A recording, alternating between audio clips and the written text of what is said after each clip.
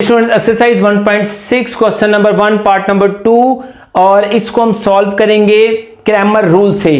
Cramer rule और matrix inverse method में जो स्टार्टिंग के जो स्टेप्स हैं वो दोनों के सेम हैं। आपने क्या करना है कि आपने एक्स वाई के जो कोफिशिएंट्स हैं उनका एक्स स्क्वायर मैट्रिक्स बनाना है, वेरिएबल्स का एक कॉलम मैट्रिक्स बनाना है और इक्वल के बाद भी एक कॉलम मैट्रिक्स बनाना है। पहले वाले स्क्वायर मैट्रिक्स का नाम ए, इसका नाम कॉलम एक्स वाई वाले का नाम, वेरिएबल्स वाले का नाम एक्स और नेक्स्ट का नाम जो है वो आपने बी रखना है। ए का डिटर्मिनेंट लिया 2 एंड 5 क्योंकि डिटर्मिनेंट बहुत आसान है, 2 into 5 minus 1 into 6, 2 5 से 10 minus 6 1 से 6 और ये डिटर्मिनेंट आ गया आपके पास 4। स्टूडेंट आसानी के लिए हम आपके लिए करते हैं ताकि आपको क्वेश्चन सॉल्व करते हुए आपसे कंफ्यूजन ना हो, कोई गलती ना हो, तो हम इसमें सबसे पहले एक मैट्रिक्स बनाते हैं ए एक्स मैट्रिक्स। और ए एक्स मैट्रिक्स जो है वो हम इस मैट्रिक्स ए से बनाएंगे। कैसे कि ए के ये वाले जो एक्स कोफिशिएंट का वाला कॉलम है इसको हम रिप्लेस कर देंगे और रिप्लेस किससे करेंगे, बी के साथ। और बी क्या था, 3 and 1। जो y वाला है उसको एज इट इज लिखेंगे जी। और फिर हम इसी ए एक्स का डिटर्मिनेंट फाइंड कर लेंगे।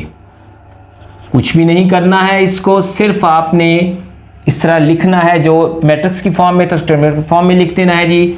3 into 5 minus 1 into 1, 5 3 are 15 minus 1, तो ax आ गया जी, ax डिटर्मिनेंट आ गया आपके पास 14।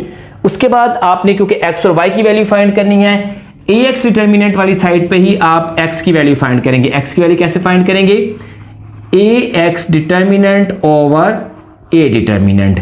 ax क्या था आपके पास 14, आपने लिख दिया जी 14। ए डिटर्मिनेंट की वैल्यू क्या थी जी 4, आप इसको डिवाइड करेंगे तो x की वैल्यू आएगी जी 7/2, 2 2 जा 4 एंड 2 7 जा 14। उसके बाद आप फाइंड करेंगे जी ए वाई मैट्रिक्स। और ए वाई मैट्रिक्स को कैसे फाइंड करेंगे आप, कि आपने क्या करना है,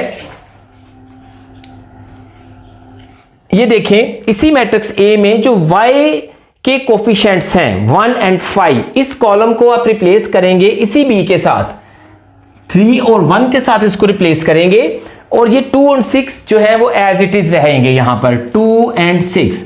फिर इसी ए वाई को आप क्या करेंगे, इसी का आप डिटर्मिनेंट लेंगे 2 3 6 1, डिटर्मिनेंट फाइंड करेंगे 2 into 1 minus 3 into 6, 2 1 2 minus 6 3 18, तो इसका आंसर आएगा जी -16। ए वाई डिटर्मिनेंट का आंसर आएगा जी -16। जिस तरह आपने ए एक्स डिटर्मिनेंट से एक्स की वैल्यू फाइंड की थी, अब वहां से हम क्या करेंगे, वाई की वैल्यू फाइंड करेंगे।